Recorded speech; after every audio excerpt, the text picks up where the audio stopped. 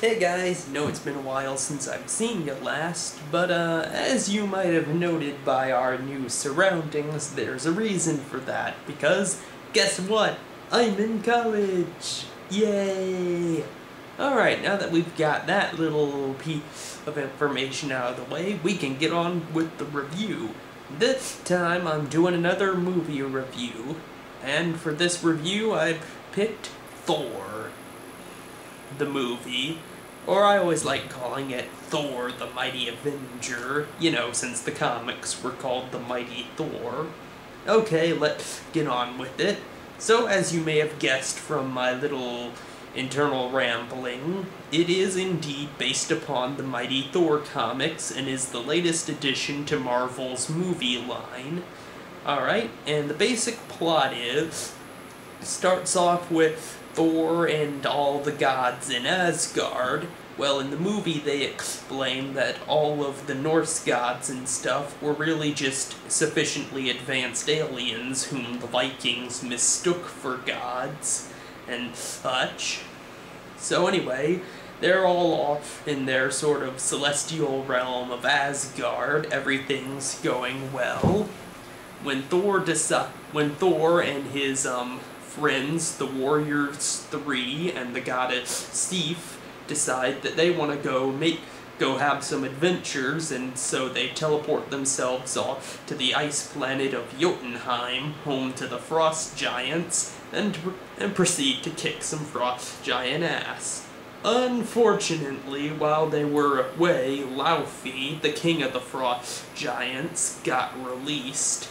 And so Thor's dad, Odin, is more than a little ticked off at this. So as punishment, he strips Thor of his powers and banishes him to Earth in order to learn some lessons in humility.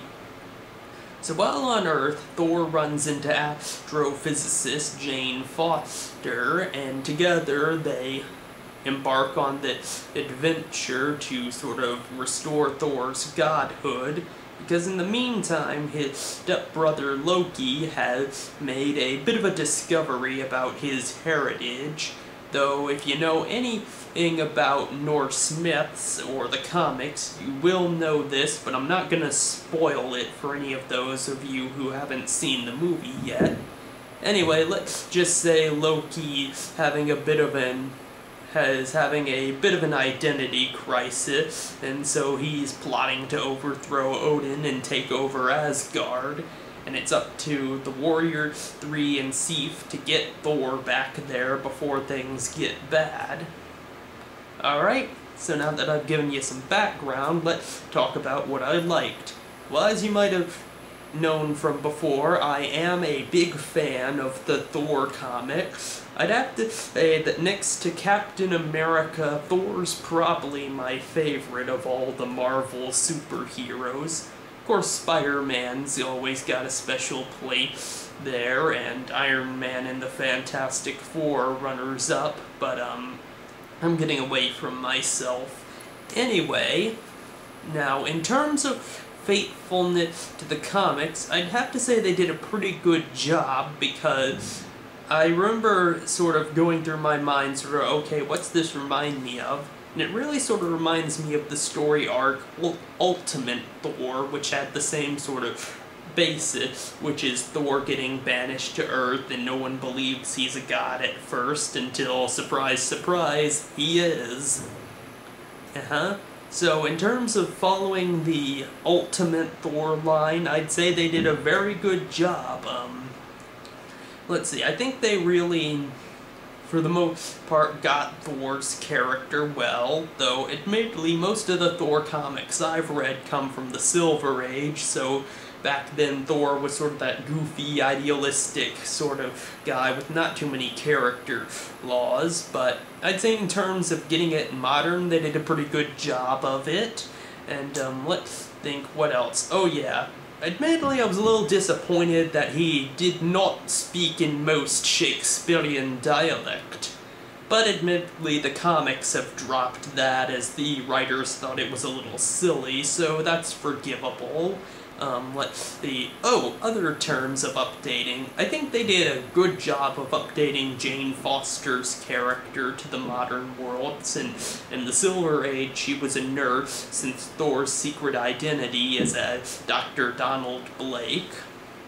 And so obviously back then there weren't a whole lot of jobs women could have, but things have changed a bit, so I think they did a great job there, and bonus points for casting Natalie Portman. Let's think, what else was there? Oh yeah, Thor's alias Donald Blake was absent from the film, and that kind of bugged me a bit, but of course it is based off of Ultimate Thor, and if I recall correctly, Donald Blake doesn't appear in Ultimate Thor, though when they are disguising Thor in the movie, that's the alias they use for him, so nice throwback to the comics. Let's think, As far as the casting for Odin, I think Anthony Hopkins was a pretty good choice for that. He just worked for me. Let's think, who else? What else was there? Oh yeah, the guy they casted for the role of Heimdall. Now, if you know about Norse mythology, you know Heimdall's epitaph was the fairest of the Aesir, since he was the most fair-skinned, which is saying a bit considering how pale the Norse are. But in the movie, they cast a black guy to play him, so I was a little unsure at first, but for what it's worth, the guy did a great job playing the role, and like they said in the movie, Norse mythology, at least in the movie, is sort of an inaccurate remembrance of Asgardian history, so I guess that's kind of forgivable if you take that explanation. So let's think, what else was that? I liked how they cast Loki and Sif in the Warriors 3. All of them kind of worked for me. What